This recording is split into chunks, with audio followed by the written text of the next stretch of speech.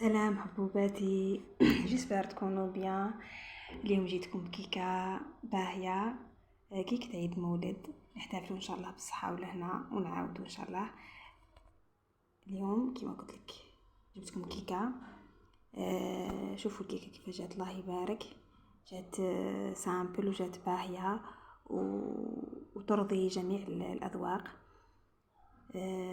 انا حطيت لكم هذا فيديو خفيف ظريف.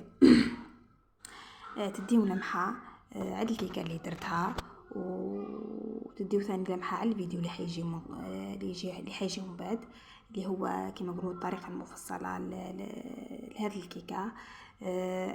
في هذا الفيديو بغيتكم تديو على الاقل لمحه عن طريقه التزيين، وكما نقولوا تديو افكار بسيطه وتستفادوا من هذا الفيديو.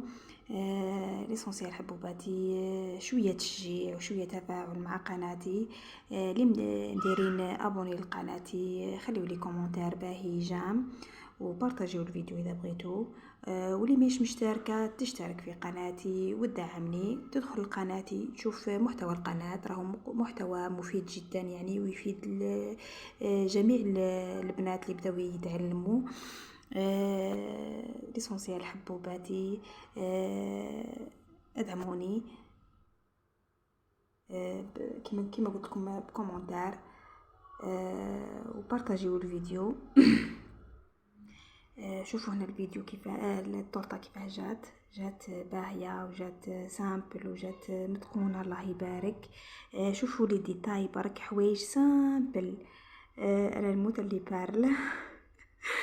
ان شاء الله يضوي اياماتكم. شوفوا درت عادي تزيين، هذا الحوايج يكونوا في اي بيت. ليسونسيال